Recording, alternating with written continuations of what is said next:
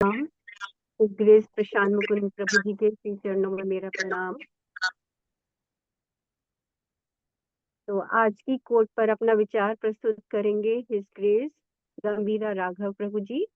और गंभीरा राघव प्रभु जी एक हमारे आश्रय के बहुत 2017 से ही इज इन आवर आश्रय।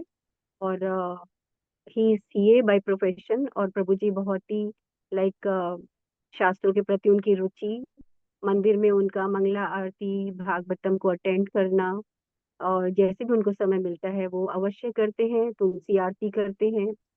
और प्रभु जी का नेचर इज लाइक बहुत ही व्यक्तिगत है, और सबके साथ उनका समन्वय भी बहुत अच्छा है मंदिर में। और कोई भी फेस्टिवल होता है, he is very responsibly he is given a service. तो फेस्टिवल्स में as a leader he is given services जो भी होती हैं उनको भी वो निभाते हैं। आश्रम में भी अगर उनको सेवा दी जाती है तो उनको बहुत ही जिम्मेदारी से निभाते हैं, क्योंकि बहुत सारे भक्त हैं हमारे वो उनको नहीं जानते। But he is very much busy and he is very much responsible towards his services जो भी उनको दी जाती है। तो उनसे रिक्वेस्ट करूंगी कि वो अपने विचार प्रस्तुत करें। और आज की गीता का पाठ करेंगी हमारी हर ग्रेस लक्ष्मी महिमा माता जी। हरे कृष्णा, प्रणाम। हरे कृष्णा माता जी, thank you very much for the introduction और thank you very much for giving me this service. तो आज है 2 जून 1975। प्रभुपाद घूम रहे हैं अपने शिष्यों के साथ बोटेनिकल गार्डन्स होनोलुलु हवाई में। तो प्रभुपाद जैसे जिज्ञासा करते हैं हर एक नई चीज को देख के, हम जब प्रभुपाद लीलामृत पढ़ते हैं तो प्रभुपाद हर एक नई चीज को देख के जिज्ञासा करते हैं। तो ऐसे ही वो वहाँ पे कुछ प्लांट्स हैं, पेड़ पौधे हैं, उनको देख के प्रभुपाद जिज्ञासा करते हैं शिष्यों को। कुछ लोकल हैं, कुछ फॉरेनर्स हैं, कुछ इंडियंस हैं।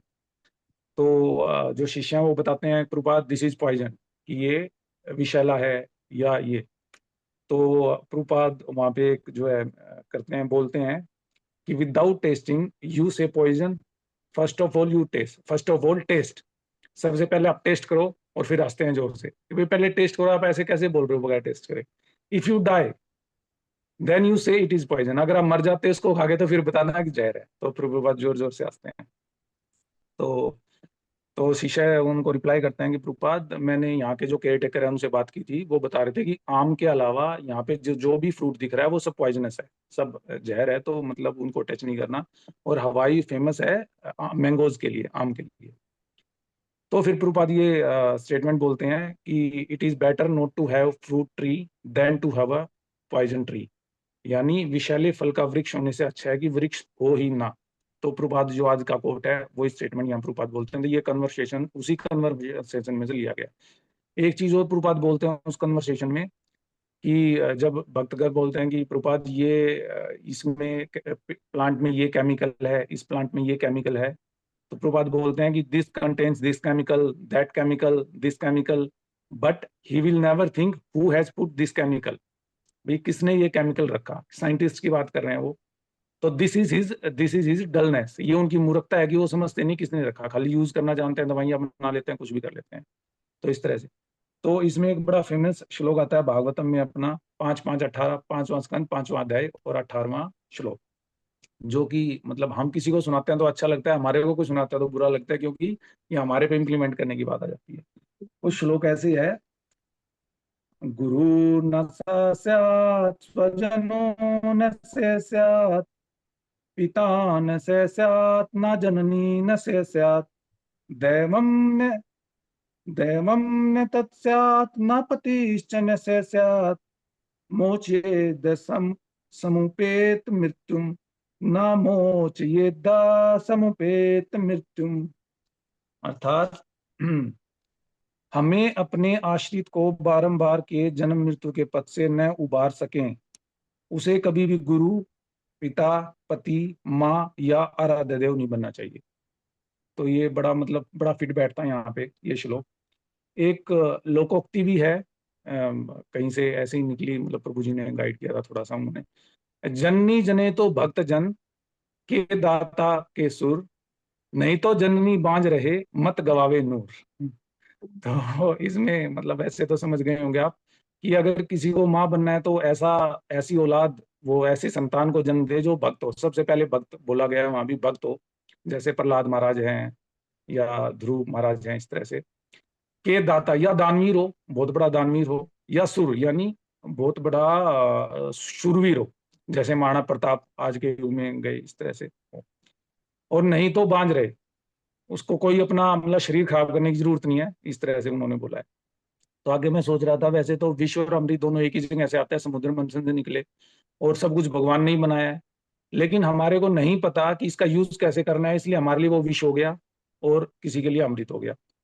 तो जैसे रा, अगर उसकी बात करें, रा से राम भी होते हैं, रा से रावण भी होता है। राम है सबको सुख देने वाले, आनंद देने वाले, लेकिन रावण सबको रुलाने वाला। तो मेरी कोशिश होनी चाहिए कि मेरी बातों से, मेरे बिहेवियर से सबको सुख मिले, नहीं तो वो मतलब वो अमृत है, अगर किसी को दुख मिलेगा तो विष के समान है। तो समुद्र मंथन वाली जब लीला मैं याद कर रहा था, तो एक चीज आ रही थी कि वहां पे जो भगवान है और भगवान के भक्त हैं, वो हैंडल कर सकते हैं विष को भी और अमृत को भी।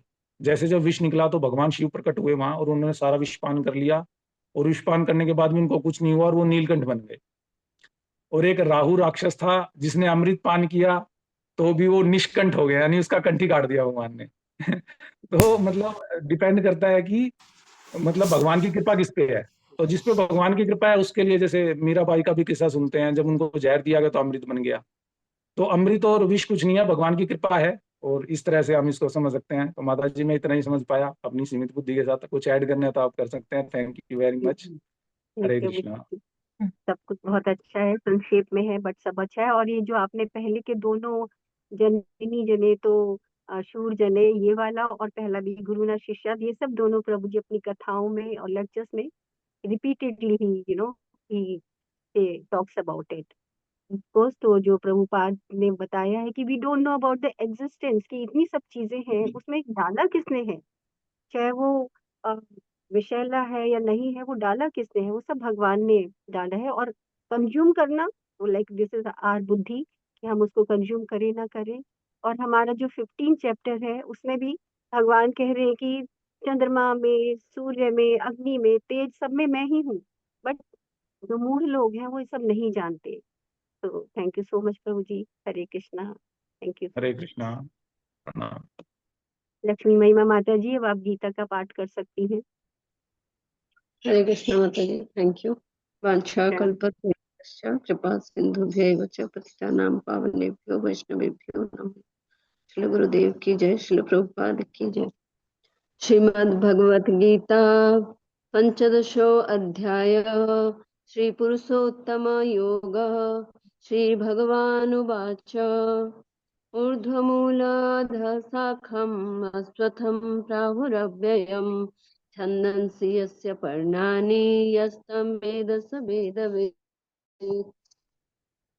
द्वितीय श्लोक।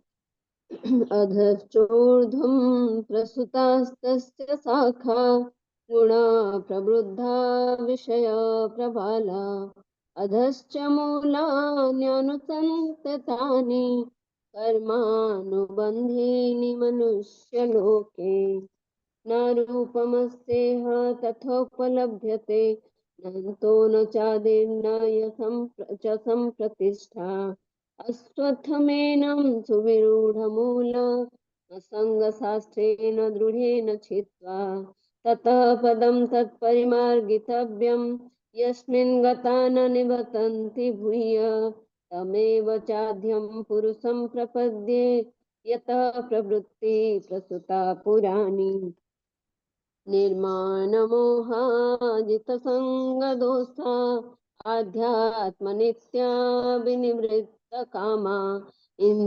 द्वन्द्वैर्विमुक्ता सुखदुःखसङ्गे गच्छन्ति मूढा पदमव्ययं तत् न तद्भासते सूर्यो न शशाङ्को न पावक यद्गत्वा न निवर्तन्ते तद्धाम परमं मम मामैवांस जीवलोके जीवभूता सनातना मनः षष्ठानि इन्द्रियाणि प्रकृतिस्थानि कर्षति शरीरं यादवाप्नोति यच्चाप्युत्क्रामतीश्वरः गृहीत्वेतानि संयाति वायुर्गन्धानि वासयत् श्रोत्रं चक्षुस्पर्शनं च रसनं घ्राणमेव च अधिष्ठाय मनश्चायं विषयानुपसेवते अक्रामन्तं स्थितं वापि भुञ्जनं वा गुणान्वितं